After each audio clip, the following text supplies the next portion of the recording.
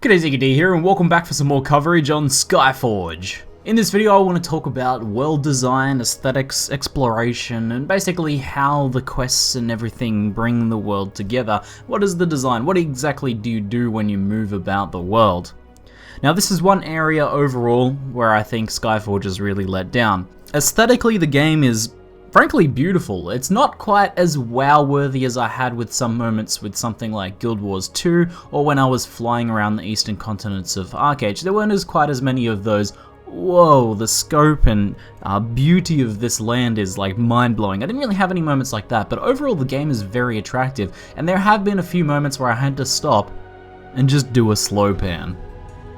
One of my favorite things from yesterday's live stream actually was seeking out different locations where the rays of sunlight would filter through the leaves and things like that, just to basically plot my character and dance a little with the UI turned off.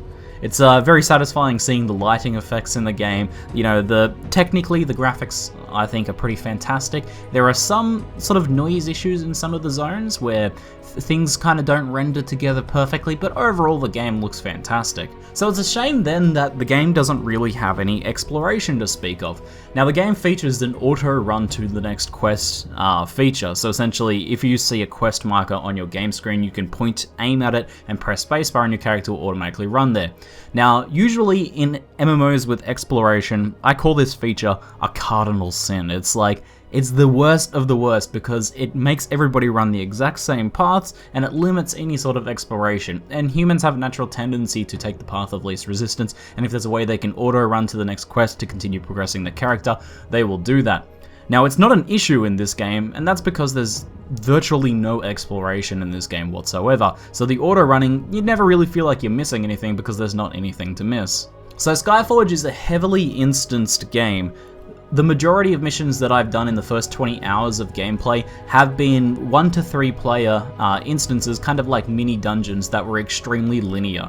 If you look at the kind of map overlay of one of these dungeons just here, you can see that there's some tiny little offshoots, but for the most part it's just run point A to point B while killing and grabbing and doing some things along the way. Now in my 20 hours of play so far, there have been 2 larger zones. These are kind of what you would expect more out of a traditional MMO style quest hub. Now these zones are not as large as the worlds in other MMOs, and they aren't seamless. Like, these are things that you fly to around the world. And this whole like flying to different locations around the world, I think it makes sense in this sort of sci-fi fantasy universe.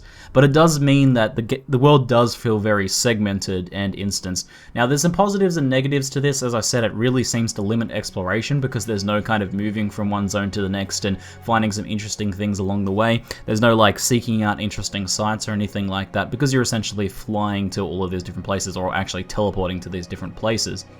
The positives of this though are that because it's a game where you can fly large distances without having to run to them, there's a pretty good variety and diversity in the locations that you will visit. You go from like wharves to, you know, manufacturing factories to forests to floating fortresses in the sky. There's a really good variety to the different locations, and this is something that would be a little bit harder to build with a seamless world. Now I was watching a Force video this morning actually just before I made this, and he was covering a similar topic about his sort of first impressions of the game, and he, I think, very rightfully pointed out that the first impressions of this game are not so good because for the first 8 hours or so, you're just doing these little tiny missions, like you're just doing these smaller zones that are extremely linear, and the game feels like a corridor game. Now, it does later open up into some of these larger regional missions that I talked about, and these have a lot more sort of, you know, larger, there's a lot of missions in them, there's a lot of different kill quests and stuff in them, and there's a little bit more exploration going on there. You can run around a much larger area, and you can see other players running around, and it starts to feel like an MMO. But these do come into the game entirely too late. I think by the 8-hour mark, if you haven't experienced any of these sort of open areas with a lot of players in them, then you're going to start to think, what is actually going on with this game? Is this a single player game? And it does feel like that for the first 8 hours or so of the game. Now I'm 20 hours in and there's only been 2 of these regional zones so far, and there has been a lot of repetition in this game, guys. I've done each of these smaller missions, there's something like 6 or so of them. I've done each of these smaller missions something like 4 times, and the actual storyline quests bring you back to previous missions that you've completed. Now backtracking isn't anything new in an MMO, but the amount of backtracking in this game and the amount you go back and have to redo the same missions to talk to a different NPC within that mission zone is kind of astounding, really. Now, each time you repeat a zone, you kind of fill up a progression meter, and the zones get a little bit harder, some extra things become available in them, sometimes extra paths open up, sometimes there's more enemies or some little tiny side things you do, but it's really small changes, so it's kind of like, it reminds you of like a single player action game where you might go back and repeat a mission to try and beat your high score, and maybe things get a little bit harder in sort of like a new game plus mode. It's kind of got that sort of vibe to it. Overall, I feel like the theme of this game, this sci-fi fantasy mix, is really good. It's a really interesting sort of theme, and the actual look of the game conveys that theme really well, and it's really satisfying seeing some of these locations like these floating sky fortresses and space stations, and the light filtering through the leaves in the forested regions. There's some really beautiful locations. It's a shame that you really don't get to explore those locations, you know, anything more than just sort of running point A to point B, that there's no real, like, reward for exploration, there's no real, like, exploration missions, there's no real sort of incentive to run off of the beaten path, and in fact, there's no off of the beaten path in the first place.